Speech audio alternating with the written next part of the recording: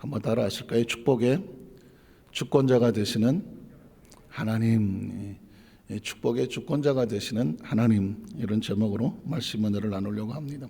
하나님과 인간의 다른 것은 뭘까? 하나님은 창조주고 인간은 피조물이죠. 그러니까 절대 주권은 창조주에게 있는 것이고 인간은 그 절대 주권자의 주권 속에 있을 때 안전하고 평안한 것입니다. 창세기 1장 1절은 정말 멋있는 말씀입니다.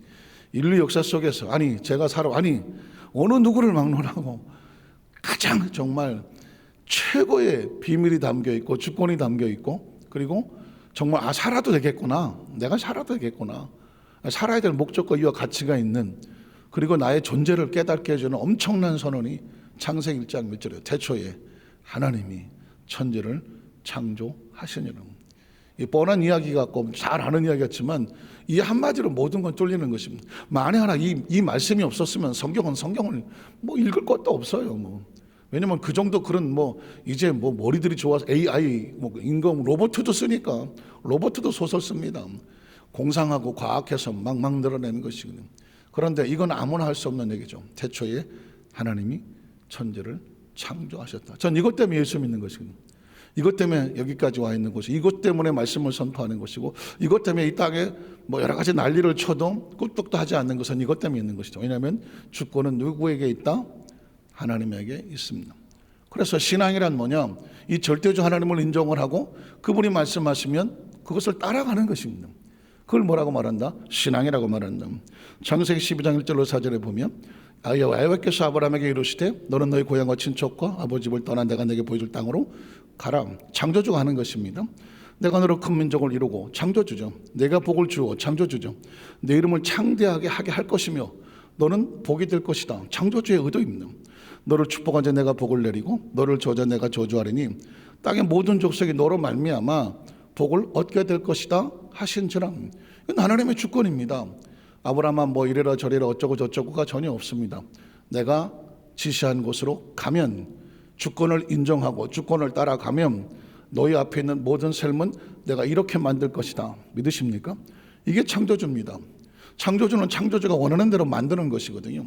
피조물은 창조주가 만드는 곳으로 따라가고 맡기면 되는 것입니다. 그래서 4절에 보면 이런 말씀이 나오죠. 이에 아브라함이 야훼의 말씀을 했고 따라갔고가라는 것입니다. 따라갔다는 얘기는 주권을 맡겼고 주권을 맡긴 것입니다. 어떤 사람이 자기 미래의 앞길을 갈 때 아무데나 터덜터덜 가겠습니까? 우리 같은 사람은 절대 함부로 그냥 즉흥적으로 임기응변으로 할 수는 있으나 어디를 간다 그럴 때 제가 아무 준비 없이 가진 않아요. 우리는 철저하게 준비하고 가갑니다. 또 챙기고 리스트 적어서 해외 선교를 가거나 어디 갈 때도 하여튼간에 준비만을 꼼꼼하게 탁 채워서 빠졌나 확인하고 가방 다 싸놓고 문 앞에 내려놓고 나갈 때 혹시 빠질까봐, 그래도 빠지는 거 나오는데 철저하게 내가 안전하다 준비됐다 하지 않으면 발걸음을 뛰지 않는 그런 스타일이 저는, 여러 사람이 있겠지만 아브라함이라고 달랐겠습니까? 낯설고 물서른 곳에 한 번도 가보지 않은 곳에, 그것도 자식은 없지만 제 조카를 데리고 또나 가야 되는 상황인데 함부로 더덜더덜 가겠습니까? 믿어지지 않으면 못 가는 것이거든요. 그런데 야훼의 말씀을 따라갔고, 이야기는 뭐냐면 하나님께 전적으로 주권을 맡겼고라는 것입니다. 의지가 되고 비전이 되고 꿈이 되니까 따라가는 것이는 신앙이란 그런 것입니다. 눈에 보입니까? 귀에 들립니까? 손에 잡히지 않습니다. 그러나 말씀을 통해 성령님께서 우리에게 보이게 하시고 듣게 하시고 깨닫게 하시면서 우리 마음을 이끌어 가시는 그게 있기 때문에 그 성령님이 구원하시는 그 강권하심을 따라서 따라가는 것이죠. 그게 신앙이죠. 예배는 내가 나옵니까? 성령님의 말씀에 내가 따라 나온 것이네. 기도는 내가 합니까? 어림도 없습니다. 우리 신앙에 우리 정확히 알아야 될 것은 뭐냐? 모든 주권은 하나님에게 있는 것입니다. 내가 이제까지 이렇게 봉사를 해왔습니다. 그 내가 했습니까? 저도 태어나서 어려서부터 교회 자라 지금까지 교회에서 자라서 왔는데 지나간 돌이켜보면 그걸 내가 했습니까? 하나님께서 하게 하셨고 그걸 따라간 것이죠. 마음에 소원을 주셨던, 계획을 주셨던, 어떤 인도를 받았던 하나님이 하게 하셨고 따라간 것이거든요. 오늘 3일 동안 생명이란 단어의 주권이 하나님께 있으며 생명은 어떻게 안전하고 축복이 되느냐? 따라갔을 때예요. 자, 철저하게 주관하시는 오늘 이 생명의 주권자에 대해서 한번 말씀을 3일 동안 나누려고 하는데요. 첫 번째는 뭐냐면 야곱과 에서의 출생을 자, 애굽과 에서 잘 아시는 내용이죠. 자, 어떻게 이들에게 하나님의 주권의 역사가 되어지고 과연 마지막에 축복을 받는 사람은 누구냐? 이걸 한번 살펴보는 것이거든요. 자, 야곱과 에서의 뭐다? 출생하는 모습이다. 창세기 25장 19절로 21절. 아브라함의 아들 이삭의 족보는 이러하니라. 아브라함이 이삭을 낳았고, 자, 야곱과 에서가 어디서 나왔는지 지금 출생을 말하는 것이죠. 이삭은 40세 리브가를 맞이한 아내를 삼았으니, 자, 리브가는 바단 아람의 아람 족속 중에 부두엘의 딸이요 아람 족속 중에 라반의 누이였더라. 이삭이 그의 아내가 임신하지 못하므로 그를 위하여 야훼께 간구하매 야훼께서 이 간구를 들으셨으므로 그의 아내 리브가가 임신하였다라는 이야기는 남녀가 결혼해서 자연적으로 어떤 생물학적인 관계로 인해서 생명이 잉태했더라 이야기를 하는 것이 아니죠. 생물학적으로는 임신이 안 됐다는 얘기죠. 그런데 이삭이 하나님 앞에 기도하였더니 하나님께서 들으셨으므로 그래서 리브가가 임신을 했다. 이 이야기는 뭐냐면 그 태 속에 있는 생명 자체가 우연히 자연적으로 생리적으로 생물학적으로 인체학적으로 태어난 자녀가 아니다. 하나님의 전적인 주권 하에서 생명이 잉태가 되었다라는 것을 암시하죠. 자, 그랬는데 22절에 보니까 이삭이 고민을 하죠. 그 아들들이 태 속에 아들이 하나가 있어야 되는 자식이 하나가 있어야 되는데 뭔가 복수적인 단어가 나오면 그의 태 속에서 서로 싸우더라는 것이죠. 뱃속에서부터 서로 싸우는 것이죠. 자, 그래서 이삭이 그가 이르되 이럴 경우는 내가 어찌해야 되느냐. 아버지인데 태 속의 아이가 아마 쌍둥이인지 새쌍둥이인지 하여튼 간에 복수로 있어서 서로 치고받고 싸우는 모양인데 이러면 내가 누구 편을 들어야 돼요? 누구 편을 들어야 돼요? 그 당시는 장자가 우선이니까 장자 편을 든다고 할지라도 어떤 놈이 장자가 될지 누가 알겠습니까? 우린 여기서 아버지가 됐지만 아버지가 주권적으로 할 수 없는 아주 묘한 상황을 만나게 되죠. 그래서 어떻게 하냐면 참 이삭은 참 하나님께 늘 기도하는 사람이라 하나님께 물었습니다. 이거 어떻게 해야 됩니까? 하나님 이럴 경우에 하나님께 물었다는 얘기는 주권을 하나님께 두었다는 거죠. 그 생명이 잉태되는 과정도 하나님께 물었으며 기도했으며 태 속에 싸우는 아이를 놓고도 이거 내가 결정할 상황이 아닌데 하나님이 어떻게 했으면 좋겠습니까? 하면서 그래서 그 다음 절에 나오는 것은 하나님께서 이럴 경우에 어떻게 하느냐. 다음 절을 보니까 여호와께서 그에게 이르시되 두 국민이 네 태중에서 있구나. 두 민족이 네 복중에서부터 나누게 될 것이다. 이 족속이 저 족속부터 강하겠고 큰 자가 어린 자를 섬기리라. 이건 인간 세계 속은 잘 맞지 않은 것이죠. 인간의 세계 속에서는 작은 자가 어린 자가 큰 자를 섬겨야 되는 것이고 위계 질서가 그렇습니다. 그런데 하나님의 주권은 역발상이 있는 뒤집어 말합니다. 큰 자가 오히려 어린 자를 섬기게 될 것이다. 자, 그 다음 절에 보면 그래서 그 해산 기한의 찬적 보니까 쌍둥이였었다는 거죠. 쌍둥이가 있었는데 먼저 나온 자는 붉고 전신이 털을 갖다서 이름을 에서라 하였다. 에서라는 이름의 뜻은 붓다라는 뜻이고 후에 나오는 손으로 에서의 발톱꿈치를 그냥 아주 IQ가 상당히 좋았죠. 얼마나 힘들었어요. 우리는 혼자 나오려고. 별로 표정이 없으신데 이 쌍둥이가 나갈 때 그거 붙잡고 나왔대. 그러니까 에서라는 얼마나 혼자 나올 때 힘들었겠어요. 그냥 혼자 나오기도 바쁜데 그걸 뒤에 한 놈이 붙잡고 있어서 그걸 끌고 나오는. 그래서 야곱은 에서의 발꿈치를 잡고 나왔다. 그래서 그 이름을 야곱이라. 야곱이라는 것은 뭐 꾀돌이, 좀 나쁘게 말하면 좀 잔머리 굴리고 좀 사기꾼 같은 약간 그런 기질이 있는 그게 이제 야곱이라고. 요놈 봐라. 형의 발꿈치를 붉고 나왔네 라고 하였다. 자, 리브가 그들을 낳을 때 이삭이 60세였다는 야곱하고 에서는 이렇게 출생을 했다는 것이죠.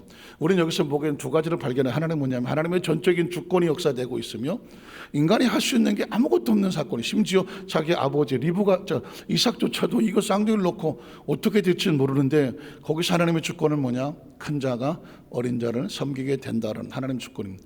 우리는 뭘 깨닫게 되냐면 인간이 생각하고 있는 생각과 하나님의 계획은 다릅니다.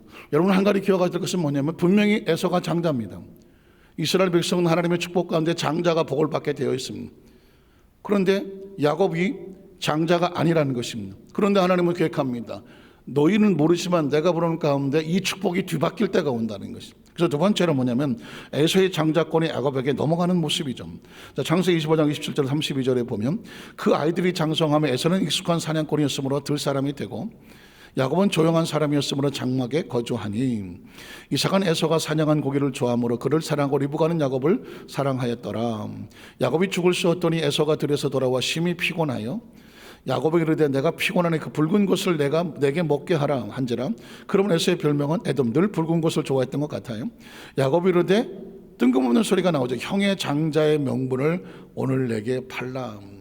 장자의 명분이라는 것은 딴 게 아니라 먼저 낳기 때문에 장자. 우리는 뭐 그렇게 생각을 하겠지만은 이스라엘 백성 하나님의 축복권은 아브라함과 이삭과 야곱이 하는 것처럼 그 시대의 장자는요, 아버지의 복을 그대로 이어받는 아주 중요한 건데, 그 복이 어디서부터 옵니까?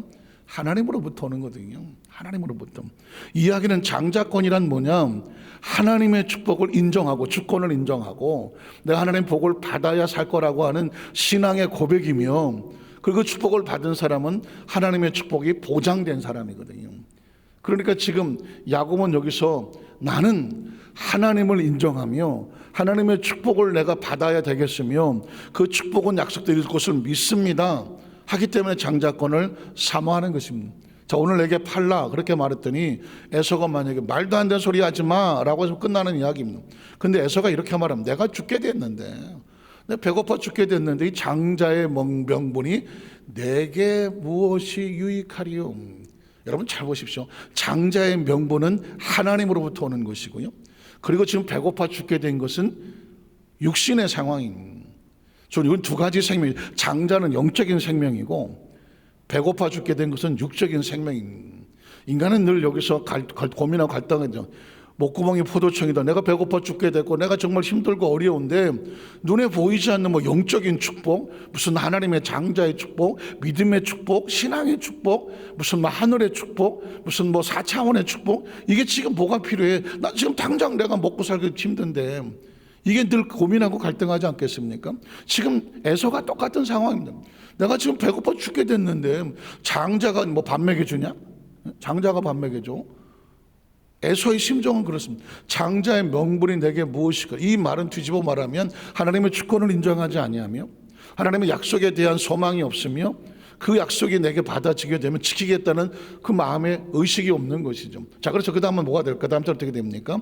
야곱이 이르되 오늘 내게 맹세하라. 에서가 맹세하고 그까짓 거 뭐 장자라 그런다고 가겠어. 장자의 명분을 야곱에게 팔았다라. 하나님의 축복권이 어떻게 흘러가느냐? 그 축복이 에서를 스쳐서 야곱에게로 흘러가고 있는 것을 말합니다. 오늘 이것은 두 집안의 뭐 쌍둥이 두 이야기 스토리가 아니라 오늘 시대 그리스도인들이 과연 내 상황 속에서 이런 일을 만날 때 무엇이 우선인가, 무엇을 지켜야 되며 무엇을 붙잡아야 되며 무엇을 놓지 말아야 되느냐를 우리에게 엄청나게 선포하는 것입니다. 오늘 이 예배에 참석해서 온라인이 됐든 비대면이 됐든 현장에 나와서 하는 성도에게 이 장자권의 축복이 얼마나 중요한지 이거 하나만 깨닫고 가슴에 붙잡아도요, 여러분, 저와 여러분은 평생에 하나님의 축복을 지킬 수가 있습니다. 약속을 지킬 수가 있으며 그 축복을 놓치지 아니하면 전적인 주권을 가진 하나님이 되게 하시는 역사가 나는, 신앙이란 그런 거거든요. 따라가면 하나님이 되게 하시겠다는 거거든요. 따라간다는 건 주권이고 주권의 상징은 장자권입니다. 오늘 야곱은 철저하게 주권을 하나님께 있는 그 주권의 축복을 내가 붙잡겠소라는 것이고, 에서는 그 주권을 뭐 보이지 않는 주권을 내가 뭐 당장 배고파 죽겠는데 이게 중요한 거지 주권을 놓쳐버린 것입니다. 자, 그래서 그 다음 절에 보면 야곱이 떡과 팥죽을 에서에게 주매 에서가 먹으며 마시고 일어나 나갔으니, 아주 중요한 단어를 슬쩍 지나가죠. 에서가 장자의 명분을 어떻게 여겼습니까? 가볍게 여겼다라는 것입니다. 사랑하는 성도 여러분, 무엇이 중요합니까? 오늘 뭐 드라마에서 나왔나 뭐 영화에서 나왔나, 무엇이 중요한데? 무엇이 중요한? 사회적으로도 엄청난 이슈가 됐죠. 정치에서도 사회에서도 경제에서도 인간의 삶 속에도 무엇이 중요한데? 어쩌면 연약한 국민이 지도자들을 향하여 무엇이 중요해서 당신들이 그럽니까? 하면서 민초들의 정말 처절한 소리가 들리기도 하는 거죠. 거꾸로 뒤집어 말하면 하나님 우리에게도 너에게는 뭐가 그렇게 중요하냐? 당장 목구멍이 포도청이라 배를 채우는 팥죽 한 그릇이 중요하냐? 아니면 하나님의 천적인 주권을 의지하며 지키는 것 중에, 코로나19 시대는요 바로 이 상황을 겪습니다. 코로나19라고 하는 것은 합법적으로 예배가 방해가 되지 않습니다. 아니 합법이란 말을 썼습니다. 방역을 하고 뭐 어떻게 하니까 합법적으로 예배가 차단이 되고 예배가 방해가 되고 그리스도인들에게 아주 합법적으로 안 모여도 되고 합법적으로 기도하는지 안 하는지 안 보여줘도 되고 합법적으로 뭐 11조 드린지 안 드린지 이제는 뭐 알 수도 없으며 합법적으로 그분이 뭐 봉사를 하는지 안 하는지 잘하고 전혀 개인적인 신앙생활을 어떻게 하는지를 볼 수 없는 아주 합법적인 아주 장애물을 만났습니다. 이젠 스스로 하는 수밖에 없는 거죠. 스스로 내게 무엇이 중요하냐는 나 지금 뭐 내가 뭐 먹고 살아야지. 먹고 살아야죠. 당연히 먹고 살아야 됩니다. 근데 뭐가 중요한 하나님과의 전적인 관계 속에서 예배를 사명을 봉사를 직분을 지금은 지금 그런 거 뭐 그런 거 생각할 때가 아니지. 지금 내가 이걸 생각해야 되지. 엄청난 도전을 지금 갖고 있는 거죠. 그러나 세월이 지나 보면 압니다. 제가 그랬죠. 금방 온다고 말씀드렸죠. 세월이 지나 보면 됩니다. 야곱은 장자권의 축복을 얻기 위해서 사모하였으며 지켰으며 에서는 가볍게 소홀히 여겼다고 말하고 있습니다. 그 사람이 과연 하나님께서 맡겨진 그 신앙과 사명과 직분과 그리고 여기까지 달려왔던 하나님 전적인 주권을 아주 중히 여기는지 소홀히 여기는지 평상시는 모르죠. 평상시는 모릅니다. 코로나19는 크리스천들에게는 뭐 전 세계의 뭐 사람들에게 어떤 뭐 생명의 어떤 이런 것을 가지고 뭐 도전될 수 있겠지만 크리스천들에게는 신앙에 죽느냐 사느냐 그 사람이 정말 장자권을 중히 여겨서 팥죽 한 그릇 쓰라도 유혹을 하더라도 아니야 난 장자권이 우선이야 라고 유혹을 뿌리칠 수 있는지 아니면 뭐 장자권이 뭐가 필요해 팥죽 한 그릇 당장 먹어서 내 배를 채우려고 이게 급하지 라고 하는지 선택은 우리에겐 그러니까 6.25 전쟁 이후 전쟁보다 더 위험한 시대며 일제 36년 시대보다 더 위험한 시대며 저 초대교회 로마의 그 사자와 싸워야 되는 그 시대보다 더 위험한 시대에 살고 있습니다. 그 시대는 목숨을 걸고 싸워야 되는 것이고 그래야 살아남는 것이고 죽어도 순교로 가는 것이지만 지금 시대는 그냥 합법적이에요. 합법적이에요. 어떤 사람도 그 사람이 예배를 안 드린다고 뭐라 그런 사람이 있습니까? 그 사람이 뭐 사명을 안 감당한다고 뭐라 그런 사람이 있습니까? 선교를 안 한다고 봉사를 안 한다고 기도를 안 한다고 뭐 하나님과 관계 어떻게 아무도 모르죠. 아주 합법적이잖아요. 지금 이 시대점에서 우리가 이래도 그냥 되는가 보지 뭐 1년 지나고 2년 지나고 여러분 지금 중요한 건 뭐냐? 나는 내 속에 이 장자권을 붙잡고 있느냐? 내 신앙을 되돌아볼 때 저는 개인적으로 그나마 감사한 게 저는 어쩌다가 보니 어려서부터 신앙생활을 했고 교회 안에서 자랐고 평생 교회 속에 있었고 사명을 맡아서 또 하나님께서 또 주의종으로 부르셔서 여기까지 와서 보면서 그래도 제 인생을 뒤돌아보면 어떤 상황 속에 있더라도 예배로 살았어. 예배로. 뭐 어느 날 뭐 몇백 명이 붙을지 안 볼지 모르지만 예배로 살았던 사람 그거 하나면 족할 것 같아요. 왜냐하면 예배는 하나님의 장자권이고 예배는 하나님의 사명이며 예배는 하나님의 직분이며 예배는 하나님과의 관계이니까 어떻게 살았든 간에 뭘 어떻게가 아니라 예배에 성공하며 예배로 살았다. 그 한 구절이면 우리의 신앙은 끝이 아니겠습니까? 저는 우리 여두수마 안산교회 성도들에게 그 사람 어떤 사람이야 라고 말했을 때 그 어떤 상황 가운데 장자권을 지키며 어떤 유혹에도 장자권을 팔지 않았으며 경히 여기지 않았으며 소홀히 여기지 않았으며 뭐 그 사람도 그렇고 저 사람도 그런데 뭐 그 사람 저 사람에게 휘둘리지 않았으며 너는 나를 따르라. 남들이 젊었을 때 네 마음대로 안 했지만 나중에는 손발을 묶어서 갖다 놓다 놓을지도 모른다. 그럼에도 불구하고 너는 그 자리까지 나를 따르라는. 물론 코로나19에 대한 방역을 지키고 여러 가지를 우리가 우리 교회도 정부에 하기로 있습니다만은 그러나 개인 한 사람 한 사람은 예배에 소홀하지 아니하며 장자권을 지켜라. 왜냐하면 조만간에 결과가 나오기 때문에 그렇습니다. 세 번째로 장자권은 에서와 야곱의 결과입니다. 창세기 27장 25절 30절에 보면 이제 이삭이 이르되 내게로 가져와 내 아들이 사냥한 고기를 먹고 내 마음껏 내게 축복하리라. 야곱이 그에게로 가져가며 그가 먹고 또 포도주를 가져가며 그가 마시고 그의 아버지 이삭이 그에게 이르되 내 아들아 가까이 와서 내게 입맞추라. 그가 가까이 가서 그 입맞추니 아버지가 그의 옷의 행추를 막고 그에게 축복하여 이르되. 자, 장자권을 받았던 야곱에게 이삭을 통해서 내리는 축복의 기도입니다. 축복 기도입니다. 내 아들의 향취는 야훼께서 복 주신 밭의 향취로다. 하나님은 하늘의 이슬과 땅의 기름짐이며 풍성한 곡식과 포도주를 내게 주시기를 원하노라. 만민이 너를 섬기고 열국이 내게 굴복하리니 내가 형제들의 주가 되고 내 어머니 아들들이 내게 굴복하며 너를 저주한 자는 저주를 받고 너를 축복한 자는 복을 받기를 원하노라. 이삭이 야곱에게 축복하기를 마침에 야곱이 그의 아버지 자갑에서 나갔더라는 것. 장자권을 부여잡았을 뿐인데 장자권은 무엇을 가져온다? 하나님의 축복권이 글로 흘러내려가는 것입니다. 그 장자권을 지켜야 축복이 그에게로 흘러내려가는 것이죠. 그러면 에서는 장자권을 팔고 소홀히 여겼고 그의 손이 없을 때 어떻게 되었을까요? 33절에 보면 곧 그 형 에서가 사냥하여 돌아온지라 이삭이 심히 크게 떨며 이르되 그러면 사냥한 고기를 내게 가져온 자가 누구냐? 내가 오기 전에 내가 다 먹고 그를 위하여 축복하였은즉 그가 반드시 복을 받는, 야곱 때문에 복을 받는 것이 아니라 장자권 때문에 복을 받는 거예요.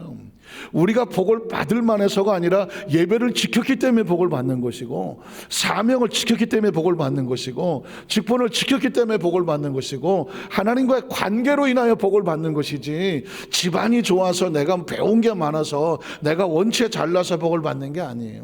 야곱이 왜 똑같이 에서와 쌍둥이인데 왜 야곱에게 축복이 갑니까? 장자권의 축복을 그에게 바랐기 때문입니다. 그러면 에서는 어떻게 됐을까요? 그 다음 절에 보면 그 에서가 이르되 그 이름을 야곱이라 함이 합당하지 아니하니까 그가 나를 속음이 이것이 두 번째입니다. 저는 나의 장자의 명분을 빼앗고 장자의 명분을 빼앗았습니까? 자기가 소홀히 여기고 팔아 던져버렸습니다. 포기한 것입니다. 에서도 알았습니다. 장자의 명분이 빼앗아지면 모두 뺏긴다. 내 복도 빼앗긴다는 걸 아셔야 돼요.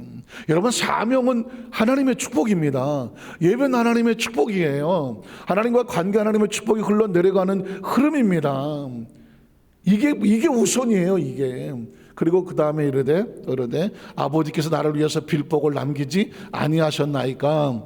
이삭이 에서에 대답하여 이르되 내가 그를 너의 주로 세우고 그의 모든 형제를 내가 그의 종으로 주었으며 곡식과 포도주를 그에게 다 주었는데 내가 너한테 줄 게 없다.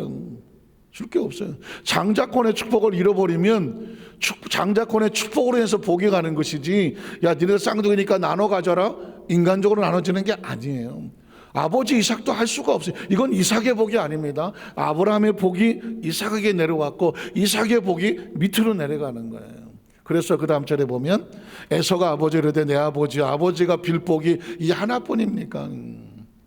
남겨둔 게 있으면 좀 달라 이러는 것입니다. 내 아버지여 내게 축복하소서 내게도 그리하소서 하고 소리를 높여 울은, 여러분 나중에 열어봤자 아무 의미 없어요. 그 아버지 이삭이 그에게 대답하되 내 주소는 땅의 기름짐에서 멀 거다. 내리는 하늘의 이레시설에서도 멀 거다. 왜? 복이 없으니까, 장자권이 없으니까, 예배가 없으니까, 기도가 없으니까, 사명이 없고 직분과 멀어지니까. 너는 칼을 믿고, 왜? 하늘의 축복이 뭐니까 칼이라도 믿고 생활하겠고 네 아우를 섬길 것이며 네가 매임을 벗을 때는 그 멍에를 내 목에서 떨쳐버리라 하였더라. 말씀을 정리하기를 원합니다. 여러분, 다시 하나님의 절대 주권 앞으로 와서 하나님은 절대 주권자고 그걸 깨달아요. 얼마나 코로나가 온 세상을 막 혼미하게 만드니까 코로나가 절대 주권자도 아니고 뭐 정부가 절대 주권자가 아니에요. 크리스찬은 무슨 정부의 얘기, 정부는 존중하나 진짜 중요한 자신의 장자권과 이 축복권을 놓치면 아무것도 없는 거예요. 다시 우리는 신앙의 회복을 위해서 정부에 무슨 대항하자 소리를 하는 게 아니라 이게 각자가 선택을 해야 됩니다. 이 장자권을 지켜야 되느냐 말아야 되느냐는 이젠 각자의 선택으로 남는 시대 속에서 더 절실하고 절박하게 비상한 신앙을 무장해야 되네요.